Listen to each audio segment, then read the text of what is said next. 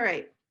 So, um, so today, I posted this in the group, and I think you both saw it also. But we're going to watch several videos today that I pre-recorded several months ago.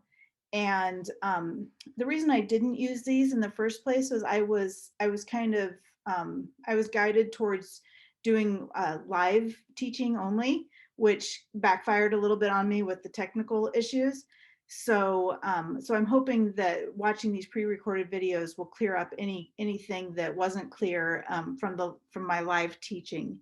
Um, so there's several things that we're going to talk about. We're going to quickly review the equipment, setting up the equipment, metering, short review of shooting hybrid, and then a video of bouncing the light, using flash as fill, backlighting, using the window as a softbox. I've got several several examples to show you from actual weddings and lifestyle shoots. And then also just a bonus of a little bit more about preventing color cast. So we're going to jump right in. And um, again, just a review of what we learned previously. When you first start using flash with film, the biggest things to remember is that light is light. And I always say light is light is light is light. I mean, it's just how you use it, and the quality of light. Most of the equipment, most people have in their camera bag already. You need to know your camera's maximum sync speed. You need to know how to meter for flash with film. You can meter for shadows, midtones, or highlights. Just make sure you communicate with your lab, and that you never want more than 3 stops difference between your highlights and your shadows. I'm not sure that I said that before, but that one is a big thing to know. And I always try to meter in my shadows first, and then I meter in my highlights to make sure that there aren't 3 stops difference. Now you can have 3 stops difference if that more dramatic look is what you're going for. But if you're wanting a soft, natural light look, which is what I'm here to teach, then you don't want more than 3 stops. I prefer no more than 2 stops when possible. And again, just a little bit about shooting hybrid. On your digital camera, 100 ISO plus the same f-stop and shutter speed equals 400 ISO plus the same f-stop shutter speed with film. So that just kind of multiplies depending on the film stock you are using. Again, the basic lighting gear. I've got a little bit of a video coming up, so I'm not going to spend too much time going through all this stuff. I did post in the group a PDF with links to a lot of this equipment. So hopefully that'll make it easy to find. I am also going to include this diagram in the group also, just kind of labeling some of the stuff in case when I just put swivel head adapter, not everybody knows what that is, but I want to make sure that there's a visual to go with that also. So here's a little video for you guys to watch, and yeah, then I'm going to take any questions that you have afterwards.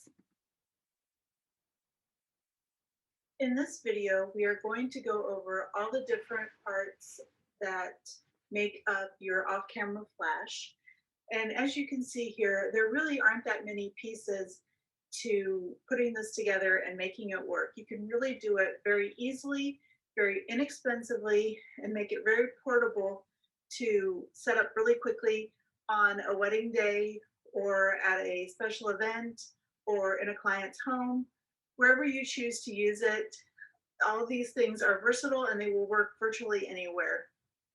So the first most important thing that any film photographer needs is a light meter. I prefer the Sekonic L358. It is just a great to reliable meter, and it's fairly affordable and very reliable and very easy to use. I've used some less expensive meters and they weren't quite as user friendly, and I just didn't feel that they were giving me as reliable of a result. And again, remember, you always want to meter with your bulb out at 90 degrees with the lightning bolt selected. you'll see that on here that there are two lightning bolts. One is the lightning bolt by itself and the other is a lightning bolt with a C. You want to use the lightning bolt by itself. The next items you will need are triggers, or a trigger and a receiver. I happen to use the Pocket Wizard Plus X, and I also have the Pocket Wizard Plus 3s. The Plus X's are as much as you need for making this off-camera flash system work, and these are a much less expensive option to the more expensive Plus 3s. The Plus 3s will allow you to control multiple flashes. However, honestly, in all my years of doing this, I have never needed to use it. So I would recommend that you go the less expensive route and get the Pocket Wizard Plus X's. You will need two of them. One of them attaches to your flash and the other goes on the hot shoe on your camera. Another item that you will need is a hot shoe mount with a cord. And how this works is you take your speed light or your flash.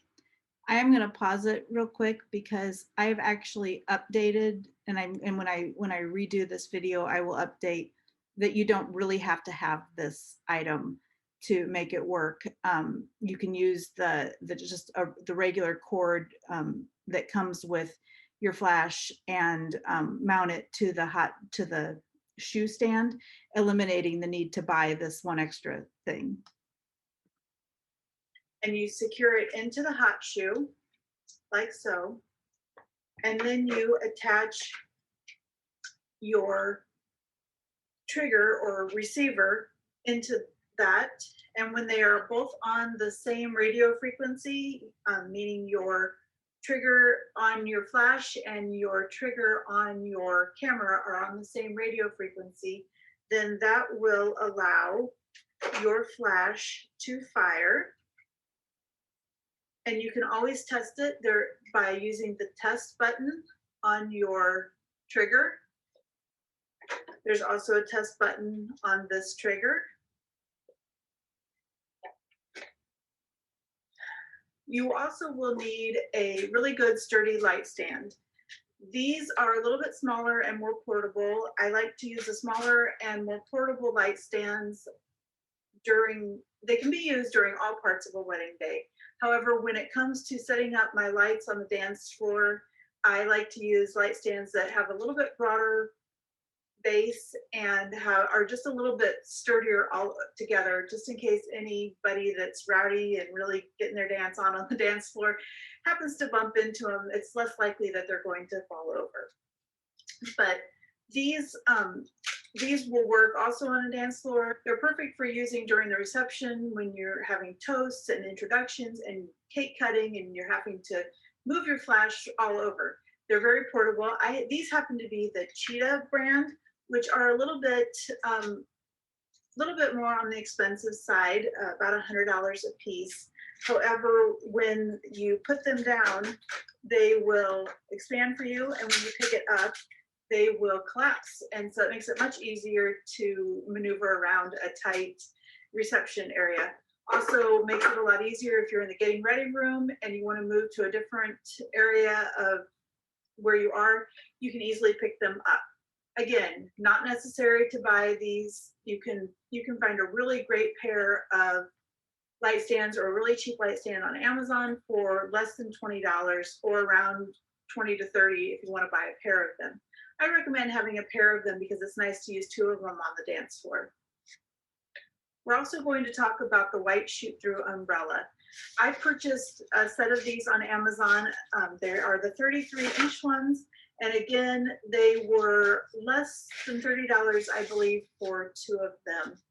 Highly recommend them. Amazon has some great resources for purchasing these things. If you are going to use an umbrella with your flash, then I recommend that you get a swivel head that attaches to the top of your light stand, like so. And it will allow you to angle your flash and your umbrella different directions. even if you're not going to use an umbrella, I really recommend that you get one of these so that you can easily move your flash around. You can always move the head around like this, but if you're using an umbrella, you really do have to have one of these swivels in order to move it around and get different angles. So there you have it. All of these items are listed in the PDF along with links on where you can purchase them from and recommendations on various speed lights that are similar to the Luma Pro and Universal for all of us that aren't using Canon or Nikon. We need to be able to use flash, and so if you want to use it on your camera too at times, you need a universal flash, especially if you're using a Contax, Hasselblad. I should have again, this flash and other universal flashes like it can be used on any brand of camera, whether it be Canon, Nikon, Contax, Pentax, Hasselblad, Mamiya, Olympus, whatever your Fuji, whatever your heart's desire. So I highly recommend getting a universal speed light or all of your speed lights being universal, and then you don't have to worry which camera which is on, especially if you're ever going to use it on camera. If you have any questions about any of these items, please feel free to reach out in the group and ask me any questions about them. Thanks. All right, so do you guys have any questions for me regarding equipment? Nope, you're good? All right. Well, then we will go to the next slide, which kind of just goes in, again about what the equipment was. The basic equipment needed would be the speed light, the modifier, the triggers, the light stand, or the light shoe stand, a light meter, and you should be good to go. And I also did want to just talk a little bit more about the parts of a meter. So I always make sure that my meter is set to the lightning bolt up at the top, and you change that by using the mode button on your meter. Then where you set the ISO, the percentage part there where it says 100%, I find this to be part of the meter that a lot of people don't realize. And when it's set to the lightning bolt, that is the percent of your light that is coming from your flash. So if you're in a really bright area and you have your flash set at a low percent or a low speed, or not a low speed, a low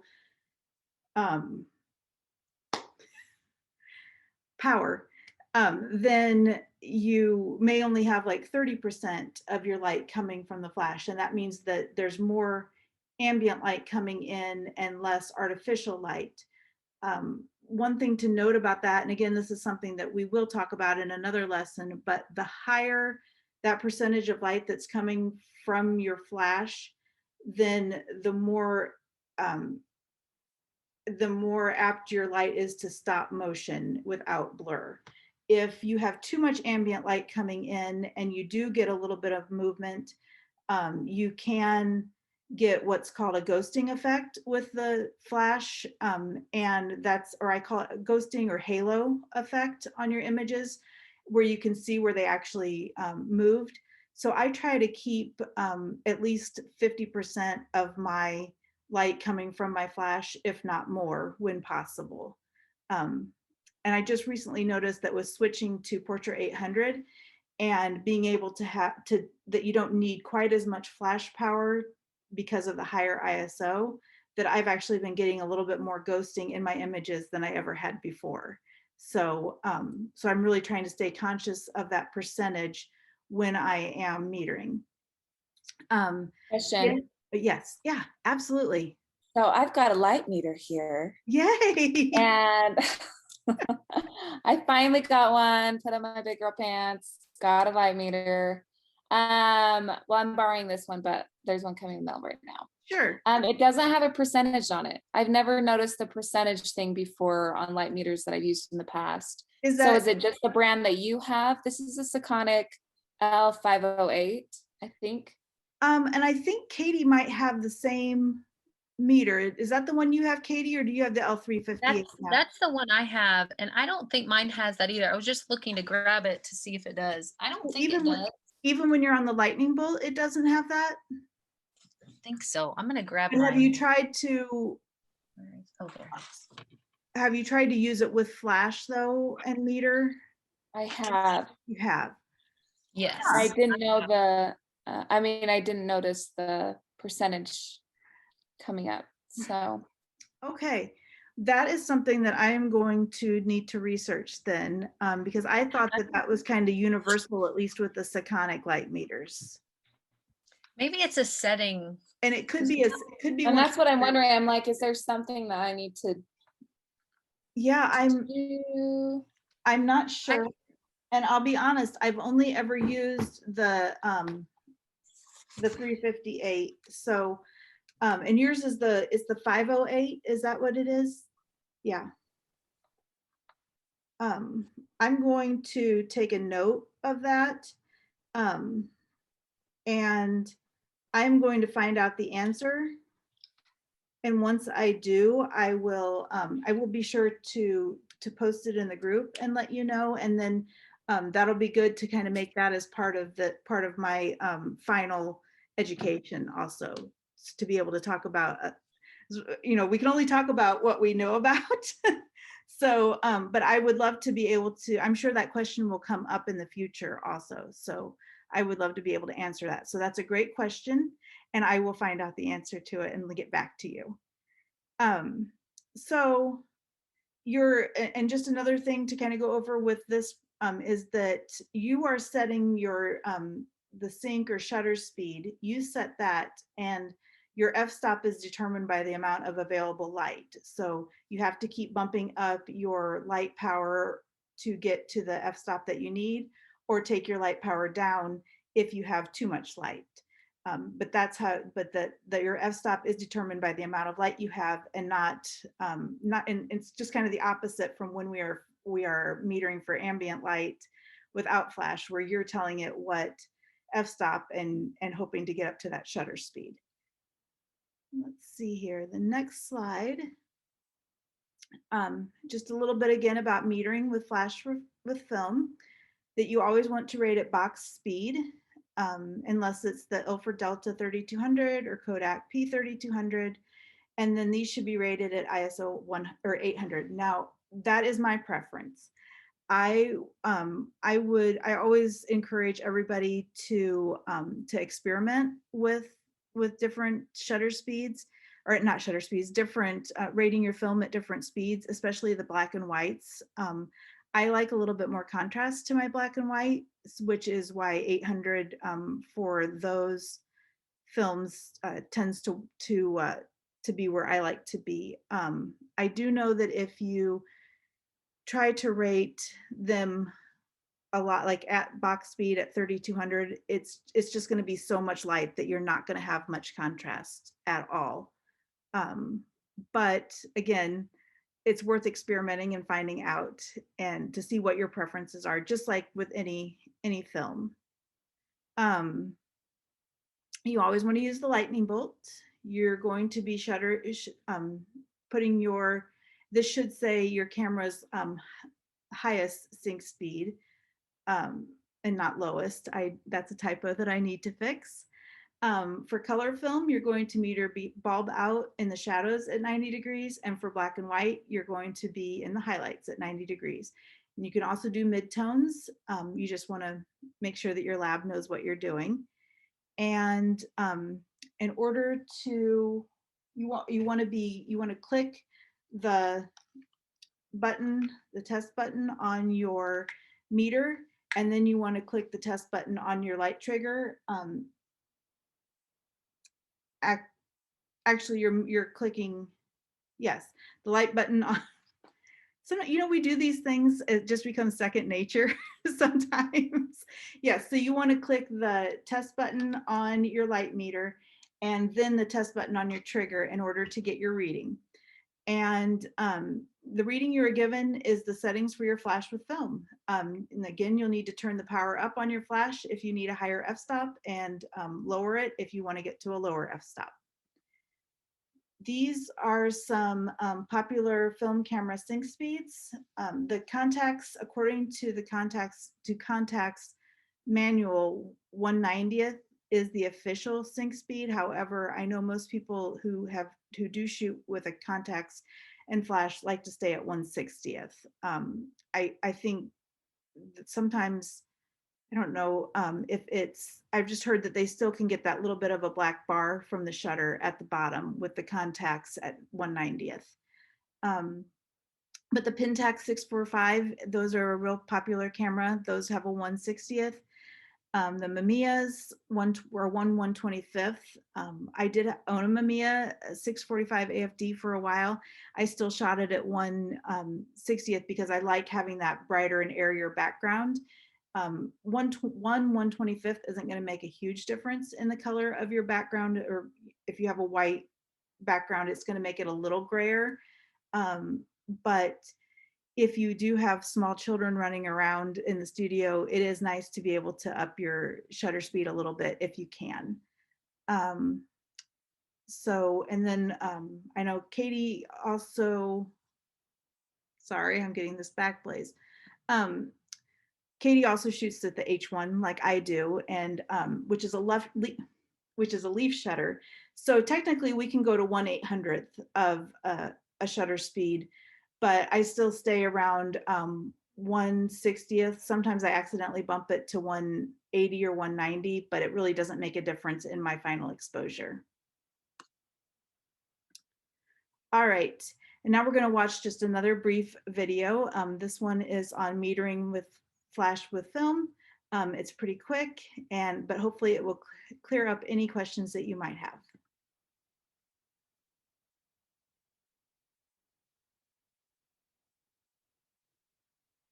Hi, I'm going to show you a little more in depth how I meter with flash for film. You always want to have the bulb on your meter out, and you always want to meter for flash with the lightning bolt selected, and you want to go ahead and set your shutter speed usually for your minimum sync speed on your camera.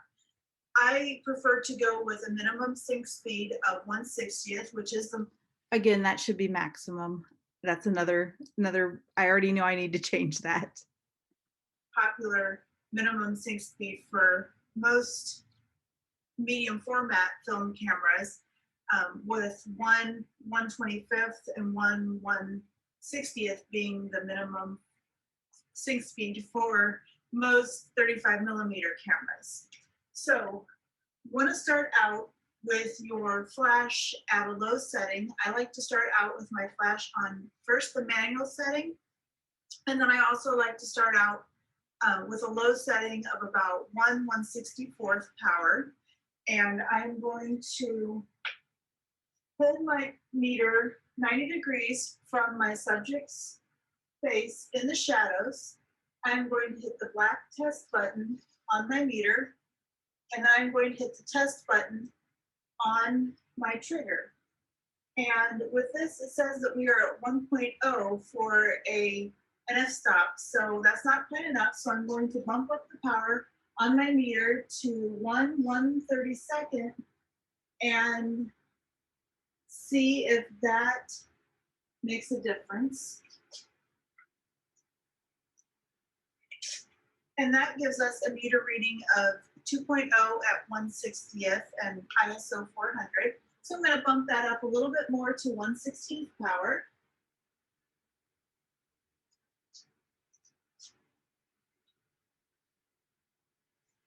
And I'm getting a reading now of 2.0.8, which technically would be good enough to call it 2.8, but I would like to go up just a little bit higher and make sure that I have plenty of power. So I'm going to 1/8 power on my flash, which is about as high as I like to use the flash so it has plenty of time to recycle. And that's perfect. Now I'm coming out with 2.8. I do usually like to meter with flash to get a reading of f4. However, 2.8 is usually sufficient if I'm only photographing one person. If I were in a situation where I had a little bit more light, then the 1/8 power would be completely enough. I don't mind if I am not having to shoot in rapid succession, going up to 1/4 power with my flash, because the fast recycle time won't be quite as necessary. So I'm going to go ahead and bump up that power and take another reading. I don't like to stand between the light and my subject's shadow. So I stand away a little bit, and now I'm getting a reading of ISO 400 at 1/160th of a second and 4.0, which is perfect. That's right where I want to be. And then I know that I can go down to 2.8 without a problem and have plenty of light, and bump it back up to 4.0 if I happen to add in another person or a group of persons. All right, does anybody else cringe when they watch themselves on video? So does anybody have any questions regarding metering, again, with flash and film, which is for some reason very hard for me to say flash and film. I don't have a question, but I just want to say that I think that's going to be very helpful for especially someone who's never shot flash with film, because I remember when the first time I ever went to do this, I couldn't figure out once I set my light, got to the lightning bolt. I was like, how am I going to push the button on my meter and the test button at the same time? So I know that's like such a basic thing, but I think that's going to be really helpful. I just wanted to say that. Wonderful. See. And I'm gonna make a note that you think that's helpful. Thank you, Katie. And so I will for sure be redoing that to make sure that it says maximum sync speed instead of minimum. And I also noticed that I was saying that I was turning up the power of my meter when I meant my flash. So I recently discovered that you can turn your iPad into a teleprompter and attach it to a light stand. So when I do redo these videos, I am going to be using my iPad as a teleprompter so that I have, because I'm in these videos, I'm winging it. And so there's several takes in there too, but I would rather not wing it anymore also. I did have one question. I know this is Sure. kind of like or it can be a sensitive topic because some people I noticed that you say bulb out when you're metering. Mhm.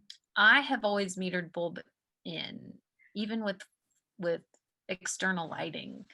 Okay. But can you because I hear some people say bulb in, some people say bulb out. I'm just And I feel like as far as for sure for outdoor photography or for non-flash photography, I feel like bulb in, bulb out is kind of like Pepsi, Coke. It's kind of really comes down to your preference and what results you are looking for, and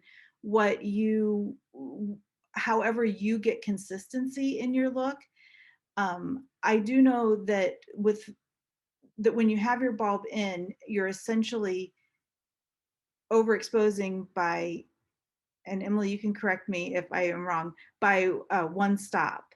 And so by having that bulb out and still in the shadows, you are still overexposing a little bit because you're not doing your midtones, but you're not overexposing so much.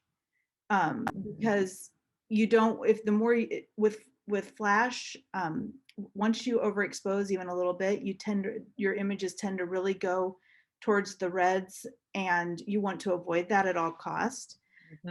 So I err on really making sure that I'm only, so yes, with the bulb out, I don't think it's a full stop bulb out in the shadows, maybe a half a stop. I've heard a half, and I've heard that that's a full.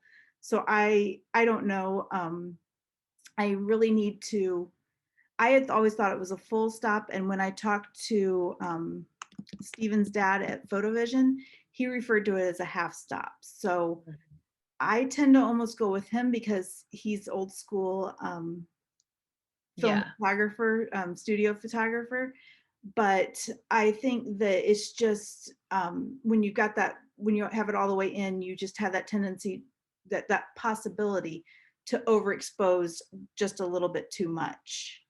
And I guess with external lighting, then you kind of start to get that flashy look Right, that you don't right. want. You Is could. that right? Yes. Okay. And you don't want that flashy look. So you're really wanting to use the minimum flash power that you can get away with to get that f-stop.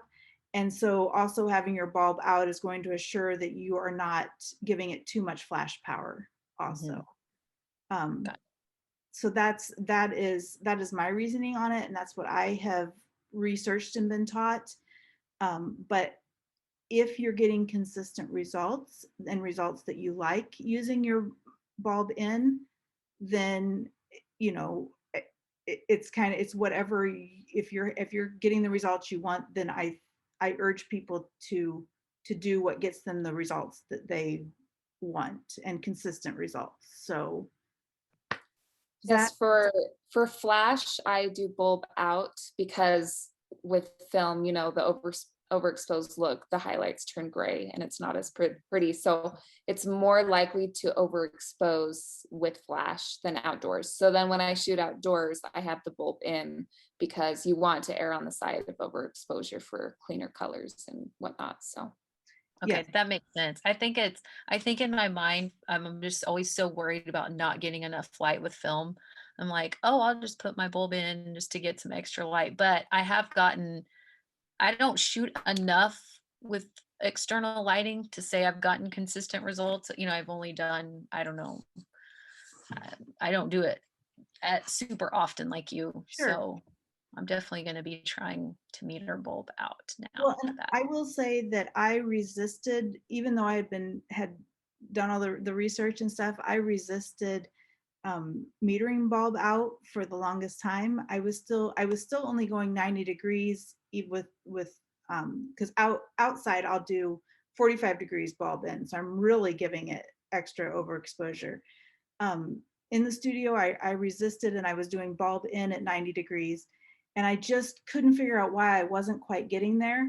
And once I started always doing bulb out, um, I started getting the consistent results and the skin tones that I wanted. So, again, it comes down to that,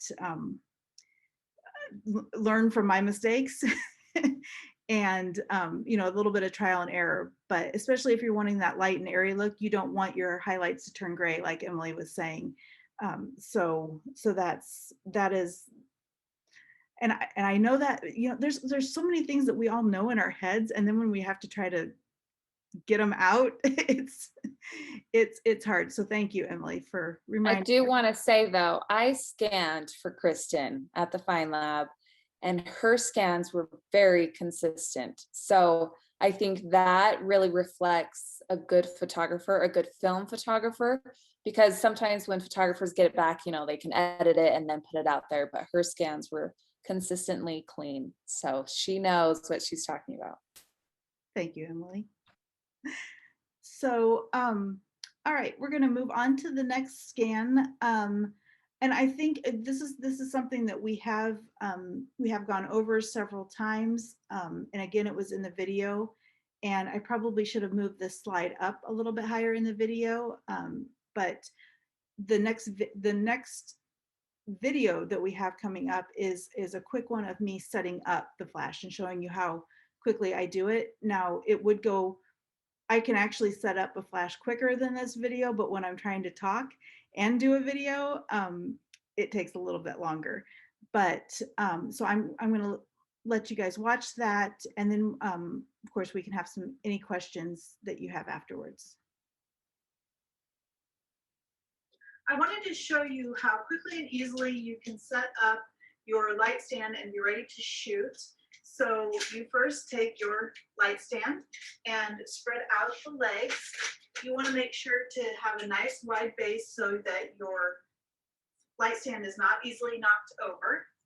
And you want to make sure you tighten the base. And then I like to bring the light stand about chest height so that I can get the other parts on and get ready to use it. Now, I usually just keep my swivel head on my light stands at all times. So this step and the next step are things that I usually don't have to do. I just put the light stand up with already having the swivel head and the hot shoe on it. All I have to do is attach my flash, turn on my trigger and attach it, and I'm ready to go. 2-3 minutes at most, and I'm ready to test my light and start shooting. But I want to show you how everything goes together. So the swivel head attaches to the top of your light stand here, and you tighten that. And then on the swivel head, there is another screw which attaches to the bottom of the hot shoe with the cord.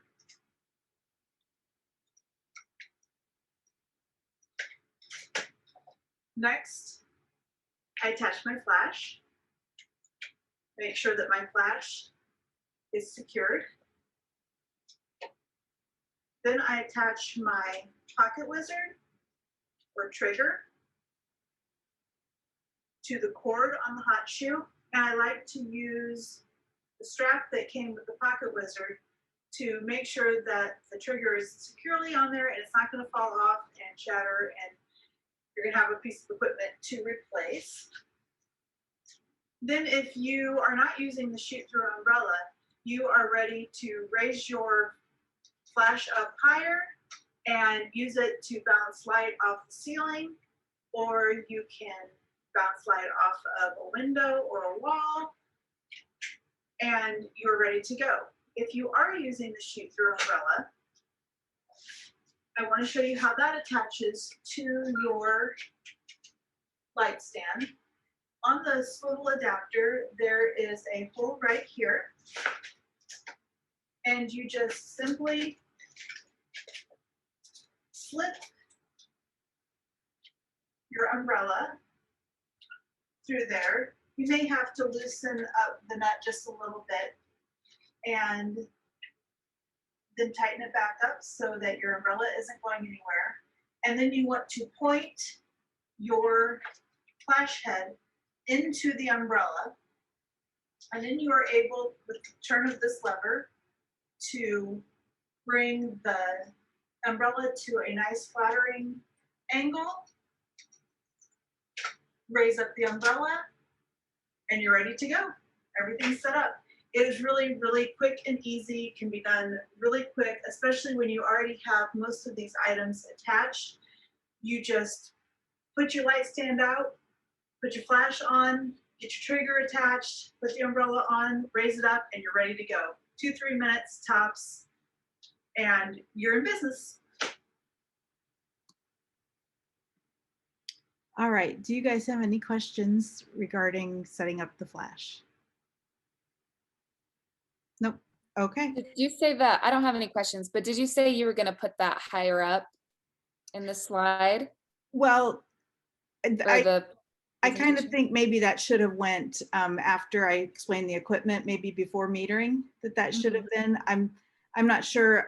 Again, this was kind of just all for today's presentation. I will be re-recording everything before the course actually comes out. But do you think that in the order of things and of teaching things, that this should have maybe after the equipment was explained, then maybe the setup and then the metering? Okay, let me make note of that. Kind of like how you would go in a regular shoot, like you walk in, you set things up, and then you do your shoot. So kind of going through that process with you. Kind of Okay. like we're a fly on a wall and you're talking to yourself. Absolutely. Absolutely. That's what I think, at least. No, I agree with you. And I agree. yeah, and when I was putting this together yesterday, I went back and forth on that, and I should have stuck with my instincts and left it there too. So thank you guys. I do want to talk a little bit, just briefly, the difference between a speed light and a strobe light. Um, they are both ways to get a quick burst of light into your scene. The big difference is that a strobe light creates more light. They have, so they're a stronger power is what I mean by that. They recycle faster, meaning that you can fire the flash sooner. And most of them also have a built-in modeling light, which is, I think of it as a low-powered kind of night light, but it turns on and then you can see how the shadows are going to fall across your subject's face. Speed lights, on the other hand, they're very portable, they're very affordable, they're more versatile, and they can create virtually the same effect. They just, if you're using, especially when you're using your speed light at a higher power, you may have to wait, maybe sometimes even 10 seconds if your battery isn't fresh still to fire again. And in some situations that can be problematic if you're needing to catch something fairly quickly. And so the biggest thing that I want to help people remember over and over is that speed lights and strobes are daylight balanced, and so is film. You still want to err on just that slight overexposure, but nothing like you would if you were photographing outdoors. You still meter for shadows, which is giving that little bit of overexposure. The size and placement of your light and modifier will determine how natural your light looks. And this is an upcoming lesson that I will be talking about different, again, about different kinds of strobe lights and also about different modifiers and size. But the biggest thing is the closer your light is to your subject and the larger the modifier is that you use on your flash, the softer and more natural looking your light will be. One light is pretty much all you need. If you are photographing a huge group of people, I would recommend 2 speed lights and possibly 1 on your camera also. But it does not have to be complicated or expensive. And then a little note about photographing hybrid. Again, when I first started photographing with flash and film, I would always use my 35mm digital to double check and make sure there weren't any funky shadows coming across my subject's face. Or sometimes your flash, the shadow of it can even reflect back into your subject's face, or onto the wall, you'll have a flash shaped shadow. So I was always checking for that. And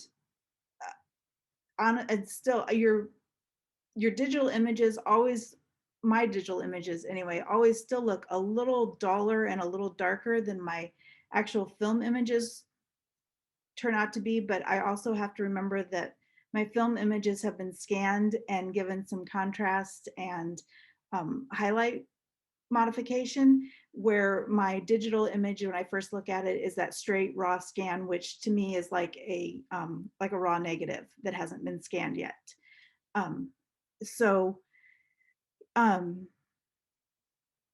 with the flash, or with the digital, I am just using the spot meter setting on my camera, which is metering for the highlights. And then again, another reminder about what the ISO equivalents for digital are to film. And now we're going to quickly go through this is ending up being a little bit longer than I thought it would be, but we're having a great discussion. I appreciate it, guys. 4 basic light setups, which is bouncing it off the ceiling or a wall, flash for fill light, using your window as a light modifier, and shooting with a shoot-through umbrella. The first one we're going to talk about is bounce lighting. And I have this little diagram here for you to kind of see the light, the flash is pointed straight up at the ceiling. This is good when you have low white ceilings. If you're in a big event center or a house with large vaulted ceilings, I would try to use a shoot-through umbrella or a white wall or a window, because your ceilings are going to be too high, and that light, you're just going to lose all that light. It's not going to bounce back down. but the little cameras there are showing you that you can move all around your subject and not have to move your light. And whoops, that is, well, there's an example of Mackenzie, but here is, here's a behind the scenes of how I have my light set up to bounce off of the ceiling and onto my subject. This is a digital picture with that. I think that this is the quickest and easiest way to use your off-camera flash. That way you're not even having to deal with a shoot-through umbrella. Again, you want your ceilings to be no more than 10 to 12 feet tall. You want it to be white, otherwise you are going to get a color cast onto your subject. And if bouncing off of the ceiling isn't an option, you want to use a white wall or window. And if those aren't available, then that's when you're going to want to add in a modifier such as the MagMod sphere or the white shoot-through umbrella. And here is just a little tiny, I think this is a super quick video of just kind of watching me shoot using the light bounced off of the ceiling. I think I talk a little bit more about metering here, but I hope you will get the idea. As we talked about in the PDF, I like to start with my speed light. And I should also say that these were filmed for, I was going to launch this course a long time ago and then pulled back from doing that. So there was a whole PDF that went with it too. So that's why I keep referring to the PDF. Or whatever light I'm using for off-camera flash at the lowest setting or a very low setting, and then work my way up to have that bare minimum setting for the f-stop and shutter speed that I want to use. Today, I am aiming to be at f4 with a shutter speed of 160, and I am rating Fuji 400H at box speed, which is 400 ISO. I currently have my speed light set to 1/32, and I'm going to go ahead and meter Maddie and see if that's the right reading or if I need to bump up the power a little bit. When you are metering for flash and film, you want to have your bulb out and you want to meter in the shadows at a 90-degree angle. And that reading is 2.8, so I will need to bump it up a little bit.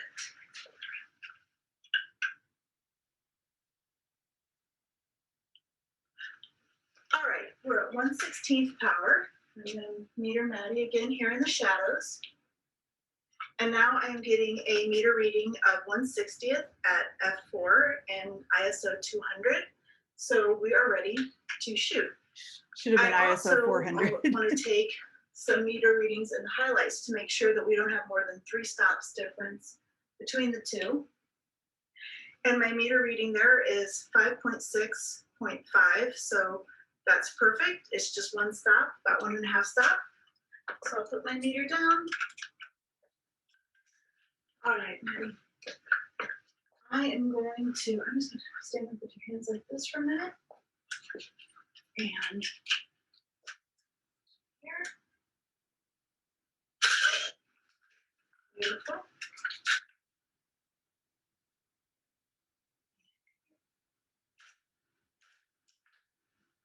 Lovely. We're having to look over them.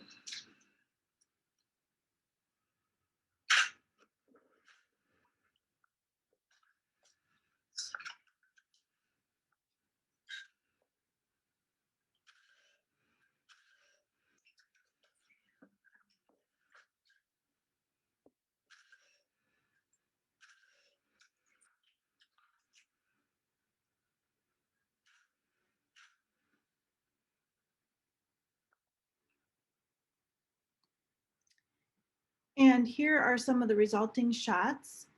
I always like my film images better than my digital images. So this is just the light bounced off. She was also backlit, which added a little bit of haziness to it. But I do think the results were pretty nice soft shadows, even with the bounced light off of the ceiling. Again, here are a couple more. Yeah, I just like those film images so much better. And now flash for fill light.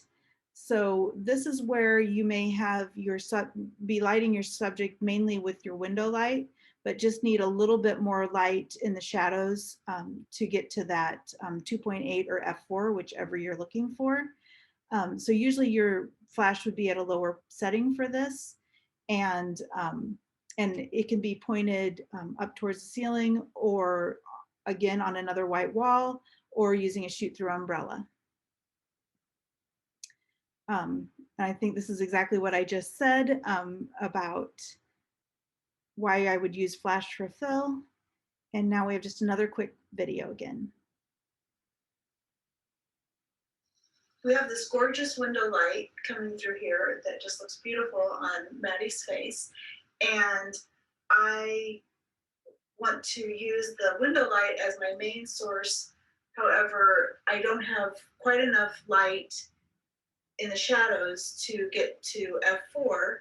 So I have brought my light over to the other side as a fill flash to make sure that I have enough light in the shadows and that the shadows aren't underexposed, and also make sure that we get beautiful light without any crazy shadows on Maddie's face. So I'm first going to meter in the shadows, and I'm getting a reading at ISO 400, 1/60th of a second at 4.0. And when I meter into the highlights, I get a reading of ISO 400, 1/60th of a second at 8.0. So that's 2 stops difference, which is perfect. All right, Maddie, I am going to have you actually look out that way at the light.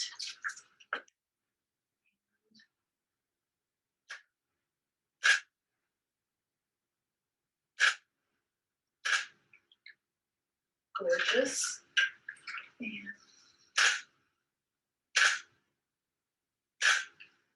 gorgeous, Maddie. And I'm going to switch to digital or to film now. Eyes down just a second. And straight here at me. Oh, so pretty. And go ahead and look down at the flowers. And out at the window again. Right there.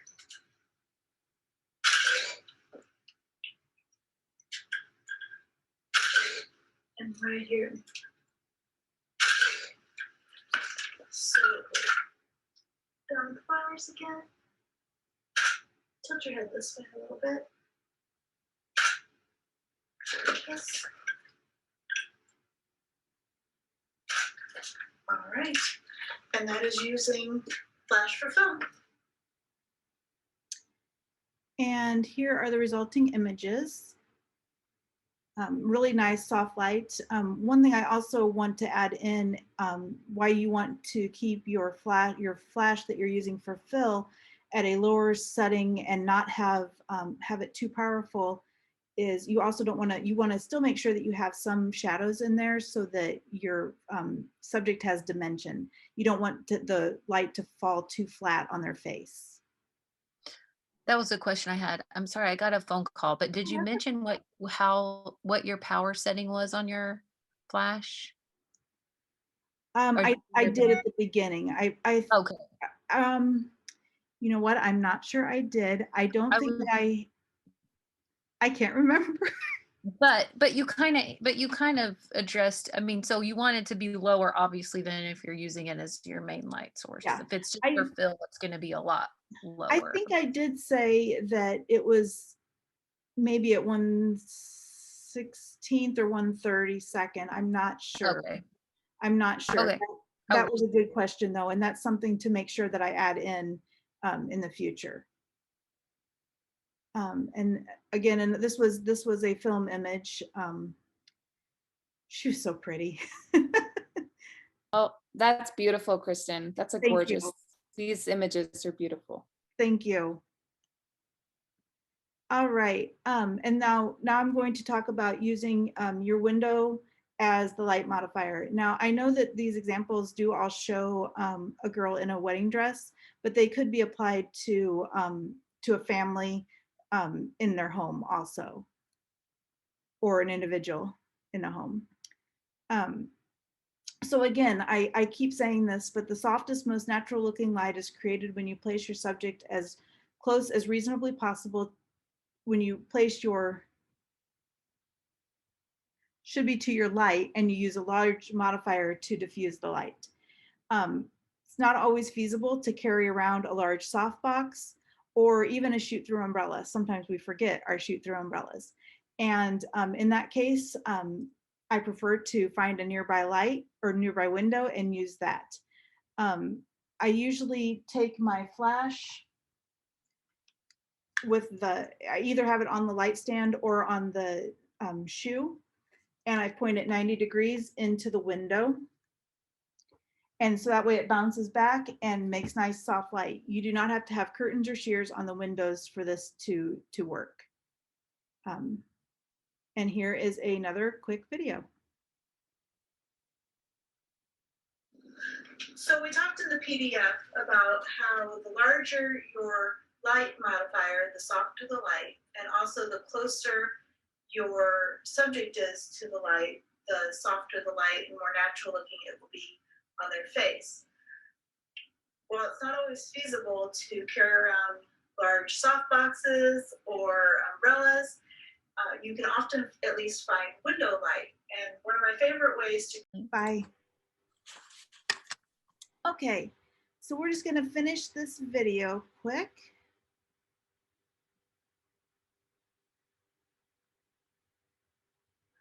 So we talked in the PDF about how larger light modifier, the softer the light, and also the closer your subject is to the light, the softer the light, the more natural looking it will be on their face.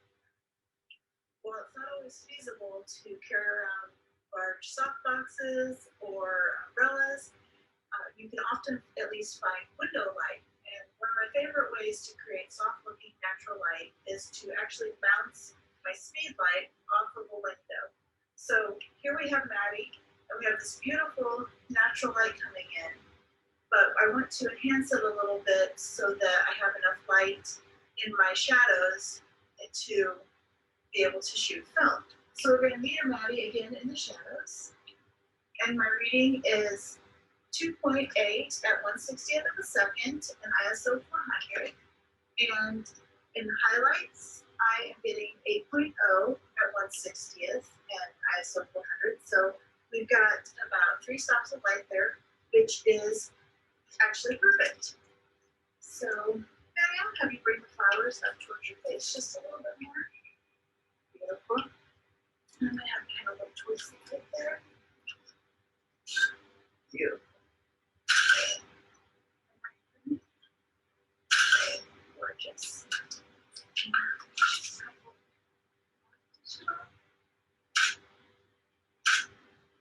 Why don't you come from here? Bring your hand up to the face just a little bit. Gorgeous.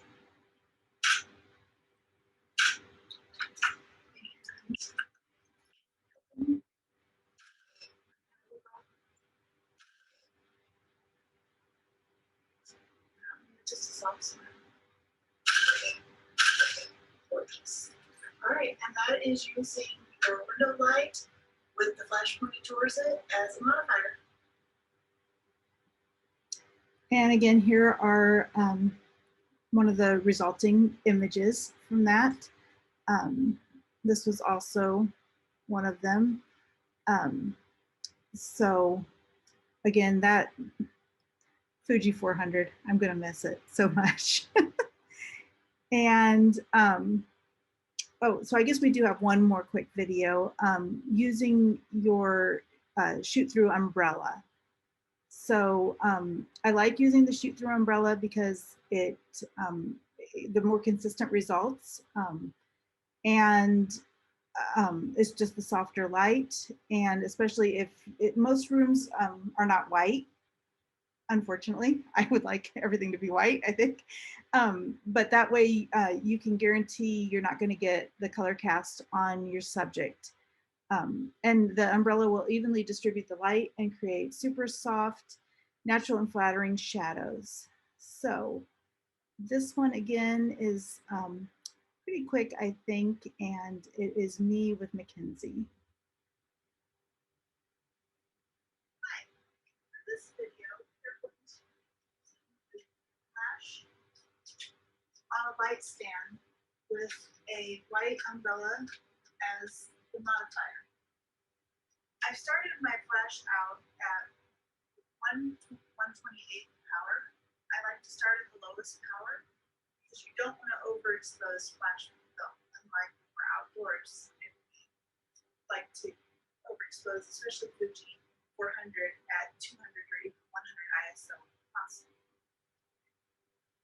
I'm going to start out by taking a meter reading of Mackenzie in the shadows with my meter at 90 degrees, bulb out. I'm getting a reading of 2.82 ISO 400 and 1/60th of a second, which is wonderful. However, she is really backlit in this window, and I think that I may need a little bit more light on her face. So I am going to turn my flash up just a little bit. We're going to go to 1/164th, and I'm going to take another reading.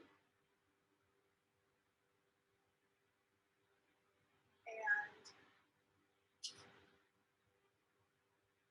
I'm still at 2.8, so I'm going to go up just a little bit higher. So now I'm at 1/132nd. Perfect. That's giving me a meter reading of 1/60th of a second at 4.0 with ISO 400. Now I will still have my camera set to 2.8, but this will give me just a little bit of overexposure to compensate for that strong backlighting behind her. I'm going to start out with my film camera, and I should note here, I was using my 35mm film camera, which also I wanted just a little extra light with that too, which has the 50mm Sigma, and just relax as much as you can. I'm just gonna put this back a little bit. Perfect. Just relax. This looks really good. Perfect.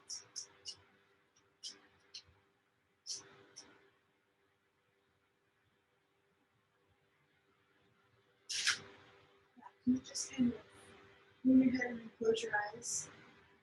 Perfect.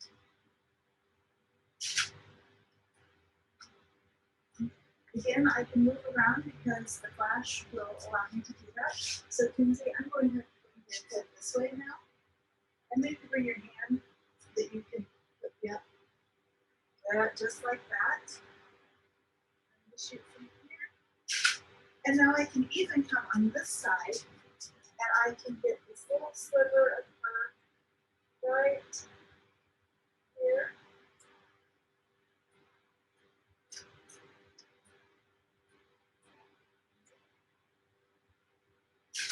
Almost 100%.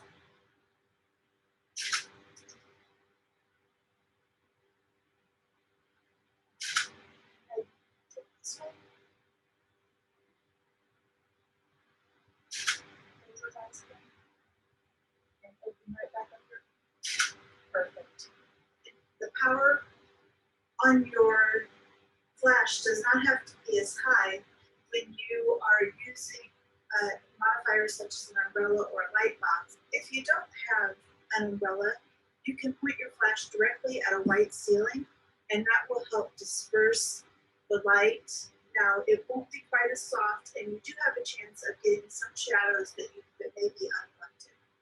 I'm also going to take a few with my digital camera so that we can have some behind the scenes for me to share with you how this is all set up.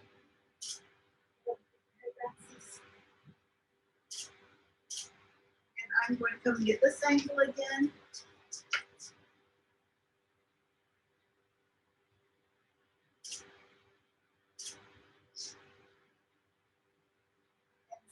24 millimeter lens. I am getting up a little bit closer.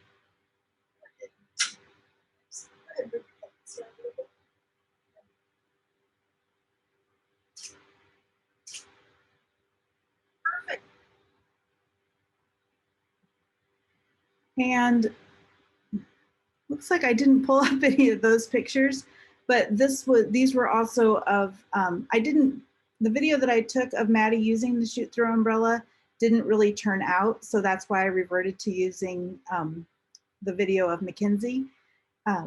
But these were all with the shoot through umbrella. These are with my Hasselblad and not the Canon 1V. The Pocket Wizards and the Canon 1V, I have found out, don't always like to talk to each other. So I only get it to fire half of the time. But the Canon 1N, I always get good results with, but I had broke my Canon 1N and it was out for repairs. Then I broke a pin in the, where you put the lens in somehow. So, so again, all with the shoot through umbrella, and I'll just go through these kind of quickly. Pretty much all the same settings, but you can even do macros this way.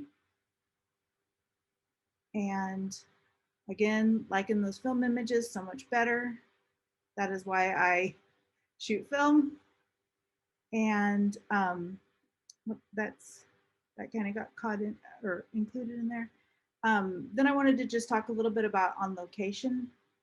When I am in a getting ready room or a reception, someone's home, a hospital room, I usually use one speed light, but I usually take two just in case I need a little extra light, especially in a home when I don't know how much light I'm going to have, or hospital rooms, even though they usually have those big windows, they usually like face another wall of the hospital. So you really don't get that much natural light in. So I put two on each side of that big window to really bounce a lot of light back in. Try to always bring my 33-inch shoot through umbrella when I remember it. If not, I bounce it or use a window. I occasionally also add a speed light onto the camera if I need a little extra. However, the light coming from that is, I don't know why that happened. The light coming from that is usually very low power, and because it's not figured into my meter readings, but it's just there to fill in a little bit of that shadow. Always have my light meter. If I forget my light meter and I have my digital camera, I will use that, use my digital camera as my light meter.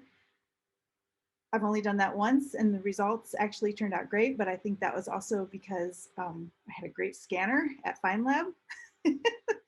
And then also the Pocket Wizard triggers. And so just some additional images to show you using these exact same setups that I have used in here. Let's see, there it goes. So some more of Maddie. These were at a wedding venue. And this shows a little bit of the behind the scenes of where I place my flash, and over here where I have my flash, and over here. And then the resulting images from those look like this. So really nice and bright and white and airy. A few more from that. And another wedding shoot. And this is how I usually use flash at a home. So I would have the one umbrella, the one light on the umbrella over here at about 45 degrees or so from my subjects. And then if needed, I will put the second umbrella. I don't know if you could, or not second umbrella, the second speed light is down here on the ottoman, pointed towards the window just to bounce a little additional light in. Even though they had this big wall of windows, I was still needing some extra light. And then this is the resulting image from that shot. So really nice on there. This is an example of using the two lights in a hospital room. in the window. And these here are one light with the umbrella on it in a home, and an example of black and white with it. Now, just a little bonus today, I wanted to talk about preventing color cast from walls. So, hey buddy.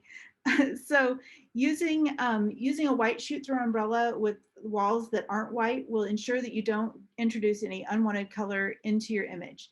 So as you can see here in my son's room, it is obnoxiously orange and blue. we are Chicago Bears fans. His name is Peyton. He's got an orange and blue room. And actually the one wall behind him is blue and all of the others are orange. So everything facing him is this bright orange. And I was using one umbrella about 45 degrees camera left to him. And this was Fuji 400H. And the resulting image, that you do not see any evidence of that color in there. I do want to kind of redo this and show some without using the shoot through umbrella to show the actual color cast on the face too. Just another picture of him being his teenager self. But I, every once in a while he'll let me take his picture. And let's see here. So this week, kind of like what I said last week, but we're just gonna build on that. I would love for you to practice setting up your flash and seeing what kind of results you get shooting with your flash at different angles, and doing some with an umbrella if you have it, some with it bounced off a ceiling or a white wall, or if you have a colored wall, bounce it off of that so that we can see what kind of results you get. And also to use the window as a modifier. So whether you want to try it with digital or with film and digital, that would be awesome. But I would love if the results were posted in the group whenever you get them. And then next week, we will meet same time again at 1 o'clock Central Time on April 13th. And we will be talking about strobe lights versus speed lights and when and why I use each. We'll be talking about different sized umbrellas and modifiers. And I will also go into depth a little bit more about when I use my flash on camera or when I use more than one light. Next, then week 5, April 20th, again at 1 p.m. Central Standard Time, we will talk about stopping motion with flash for great to use with running or jumping kids, dancing at weddings, or anytime that you want to stop motion. We will also talk about photographing details, whether it's at a wedding or in a nursery or someone's home, using flash and film and digital. And then I would love to also, if anybody has posted images in the group by then, I would love to bring those on to the screen and talk about those and do any questions and answers that you guys might have. Week 6 will likely be a culmination of any questions that anybody still has, as well as additional Q&A. So that is what I have for today. Emily, do you have any questions for me? I don't think I have any questions. Okay. I hope that maybe that helped clear some things up, or that some of the stuff was presented a little clearer by using the videos. Yeah, I think this was very helpful to have it just simply laid out and have example images. And I think that's totally helpful for our brains to just have things a little bit laid out. So I think that was very helpful, especially in contrast to last week, which was great.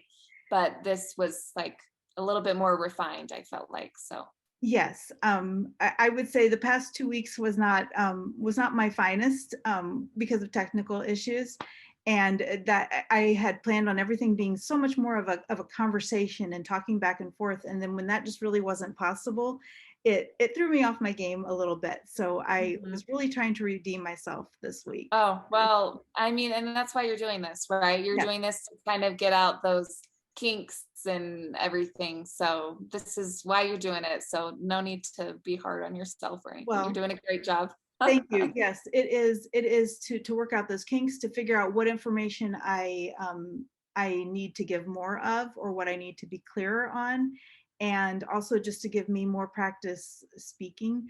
Mhm. I'm not a public speaker. I'm not a teacher. You know, a lot of photographers are teachers turned photographers, and I'm just graphic artist turned photographer. So it doesn't, yeah, speaking like this isn't my forte, but I am working on it. So, Well, you're doing a great job. well, thank you. Thank you. You're So, sweet. But thank you so much for sitting through this. I apologize that it was a little bit longer than I planned on it being. But again, thank you for sticking through it. Thank you for your wonderful questions. And I'm going to post the questionnaire again, another questionnaire in the group. So when you get a chance, if you wouldn't mind filling that out, if you do have anything else you want to say. And otherwise, I'm going to let you go because I have to run Peyton to the bus for soccer. So, okay. okay. That's All it. right. Thank you, Say Emily. bye-bye. Yep. Bye, sweetie. Bye. Bye. Bye.